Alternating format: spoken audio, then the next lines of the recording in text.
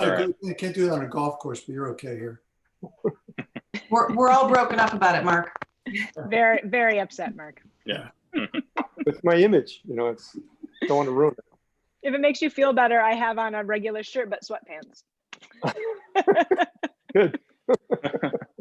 As long as it's some kind of pants, we're all good here. Stop that conversation. All right, yeah, we're live now, I think, Live. right, Shelley? Okay, you're set. All right, I'm going to start this thing. I've got to read this statement that Kevin usually reads. So good evening, everybody. I'd like to welcome everyone to the June 9th, 2020 Board of Education meeting being held using Zoom during the COVID-19 pandemic. By the way, I just said June 9th, it's June 23rd, I apologize. Our board members and members of the district's administrative team are participating remotely as there is currently a requirement on group sizes in an effort to limit the spread of the virus. As a public body, the Lake Bluff Board of Education is subject to the Illinois Open Meetings Act. Prior to this meeting, a public announcement was posted on our website announcing various participation options, including asking questions ahead of the meeting using a Google form. Additional members of the public who wish to participate in or attend this meeting should visit our website for further instructions. While the requirements of the Open Meeting Act have been relaxed during the global pandemic, the members of the Board of Education take their responsibilities as board members who are responsible to the public no less seriously. All right, so now I'm going to move to the opening. Welcome everybody to the Lake Bluff School District 65 Board of Education special meeting for June 23rd, 2020. Leanne, could you please call the roll? Sure. Haig, Present. Barry, Present. Gottschall, Hill, Present. Duran, Present. Marzen, Present. Charlo present. Is that it? Yeah, That's all, it.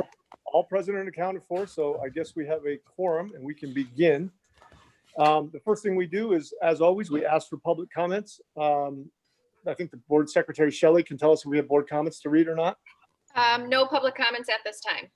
Okay, thanks.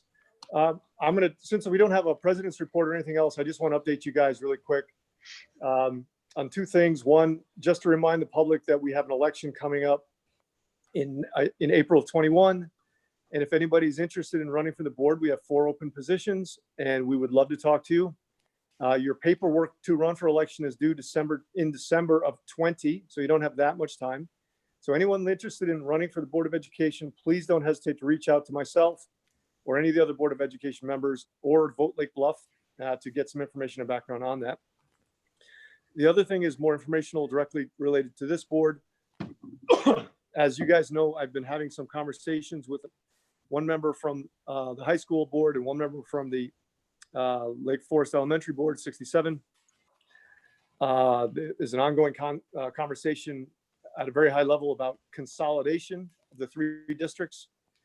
And Jean recently forwarded to me, Dr. Sophie recently forwarded to me an item that was approved by the high school on at their last board meeting and is before District 67 tonight at their board meeting.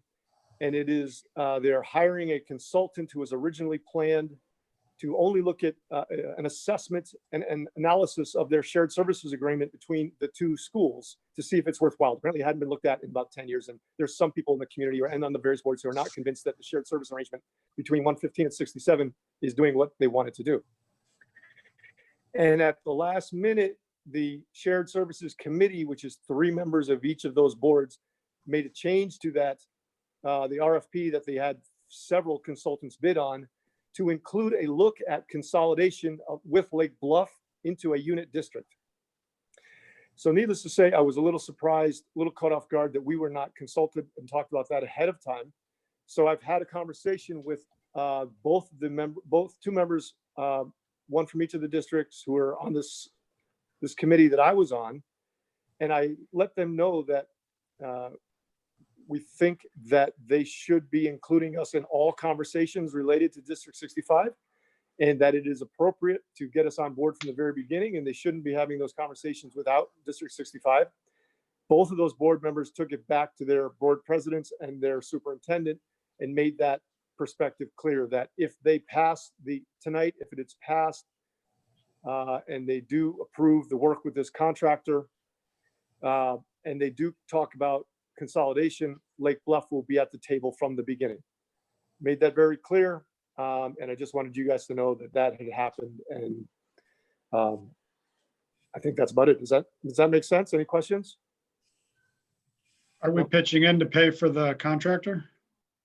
That has not been discussed yet. Well, we If they decide to move, first of all, if they approve it and they bring us in from the beginning, we will engage in some of those conversations and work out something that is fair and equitable to everybody. If the board agrees, thinks it's appropriate. Well, since we weren't involved in the original negotiation and the contract pricing, I wouldn't jump in there and offer anything right now. Right. It's not going to be offered. I don't know where they're going to go with it. Okay. I did reach out to the superintendent too, and we had a conversation. And at this point, it's definitely consolidation is not the focus of the study. The focus of the study is the shared services, but he absolutely agreed we would be able to be part of those conversations as soon as we start. Right. Anything else on that? I just wanted you guys to know that I was having that conversation. So we'll move on to our action items for the open meeting. Tonight, we will be approving a revised non-licensed staffing plan, which is in your board packet.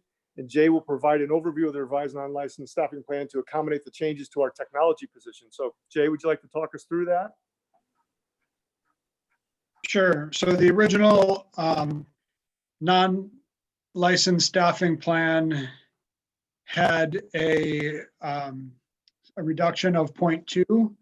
And essentially, the plan going into the year was to outsource Lori's position when she retired. So Lori is a certified staff member.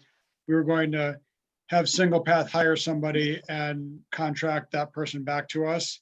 And in conversations with Dr. Leali and with Lori and with a lot of the staff, we felt that it was better to have that person be on our staff. We also talked to Single Path, and they were really interested in doing what was best for us. And with the level of salary they'd have to pay and the margin that they need to add, they felt that it would be in our interest to, to hire somebody. They actually found us a really good candidate and they were willing to hire that person, but we interviewed them and liked them and made an offer. So the staffing plans reflect the fact that we were planning on going down one certified staff and flat on non-certified, and instead we're basically taking Lori Brown's position, which was certified, and moving it to a non-certified position. So our certified staffing is still going down by 1 due to Lori's retirement. Our non-certified staffing is going up by 1 because the person we're hiring to replace Lori will not be certified. And then we will have a lower level of purchase services. So if this is approved, when I bring the budget back for the final budget, you'll see purchase services going up a lot less than you had in the original budget, and salaries going up a little bit more. But the total cost of the person that we are asking to hire is about what I put in for the budget as a third-party contractor. So it's budget neutral. Great. So Any it's gotta questions? be- I do have one comment. I'm sorry. I do have one comment, and it's related to when we were talking about staffing originally back in December, I guess it was, and we had I think a fairly candid discussion at a board meeting about the need for increased social work, and we had talked about the reason that the administration was recommending and the board agreed to have that as a purchase service as opposed to a staff member, and we talked about looking at the licensed versus non-licensed, staff to student ratio. It seems like we are, and I don't disagree with, this hire at all, but it sounds like we're going back on kind of what we talked about in December, and we're identifying, we're prioritizing one need over another. And I'm just curious what we think about that, given that just a couple months back, we had the same conversation.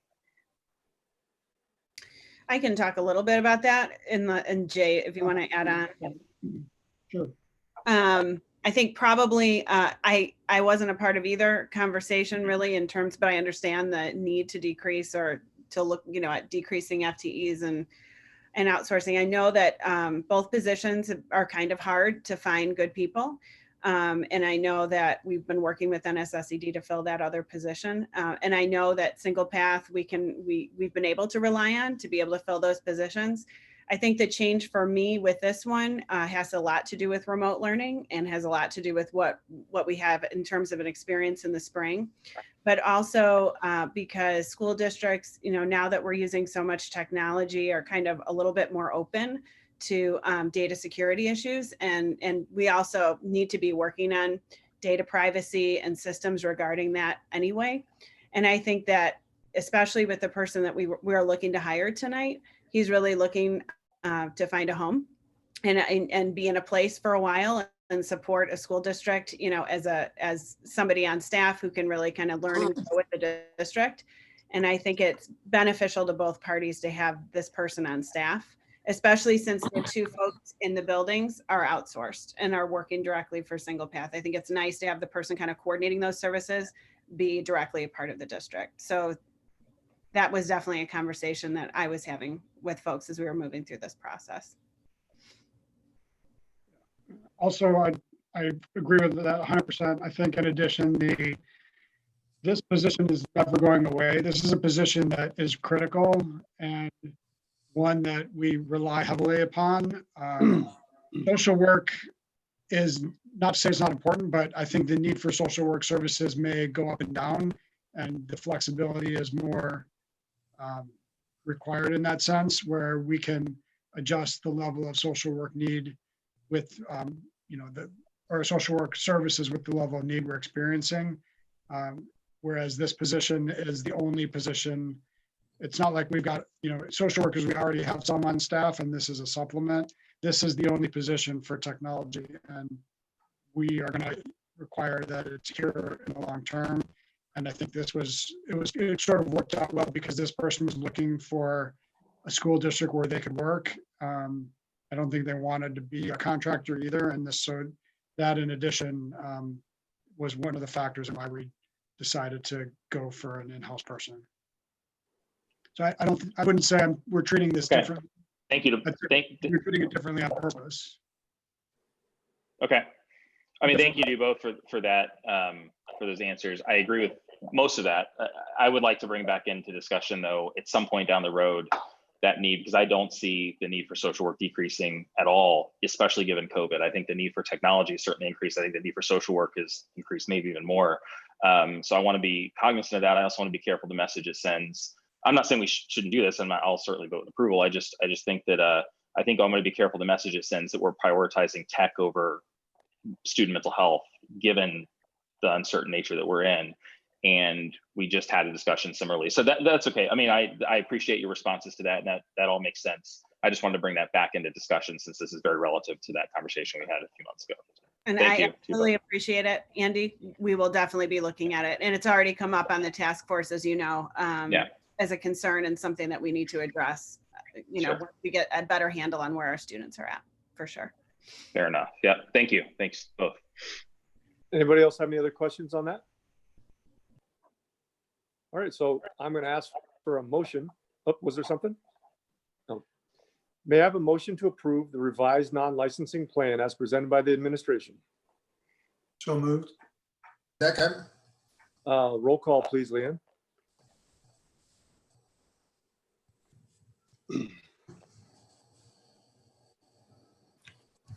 Sorry, I had to mute. I had canine problems in my house. Barry, Yes. Gotchall, no, sorry. Hill, Yes. Duran, Yes. Marzin, Yes. Charlo, yes. Richard Haig. yes, The motion's approved. All right, so the next item B, action item, is the personnel report, which just reflects that FTE change that we have just discussed. Jay, is there anything else we need to add for the personnel report? I don't think so, but you tell me. Nothing? Okay. So the personnel report for this meeting is new license, new hire. His name is Paul Sanchez. He's the technology and data specialist. He's replacing Lori Brown. It says the elementary school, but I know that Dr. Leali had talked about trying to find him an office in the central office. District Effective office. date, yeah. Effective date is the 2021 school year, and the salary is $75,000. Any questions about that personnel report? So may I have a motion to approve the June 23rd, 2020 personnel report as presented by the administration? So- Second. Second. Roll call vote, please. Hills, Yes. Duran, Yes. Marsden, Yes. Charlo, yes. Haig, Yes. Barry. Yes, motion's approved. That's all of our action items for tonight. I go back to our board secretary, Shelley Go. Shelley, do we have any public comment that would come in at the end of the meeting? We have no public comment. Thanks. So now we're going to go into closed session. I'm going to ask for a motion to go into closed session to discuss a board self-evaluation, practices, procedures, or professional ethics when meeting with a representative of the statewide association of which the public body is a member. So moved. Second, Second. roll call vote, please. By the way, we're required by law to take roll call votes on everything when we're on video. So Duran, Yes. Marsden, Yes. Charlo, yes. Haig, Yes. Barry, yes. Hill. Yes. Okay, so we're going to go into closed session and correct me if I'm wrong, Dr. Leali, but you sent out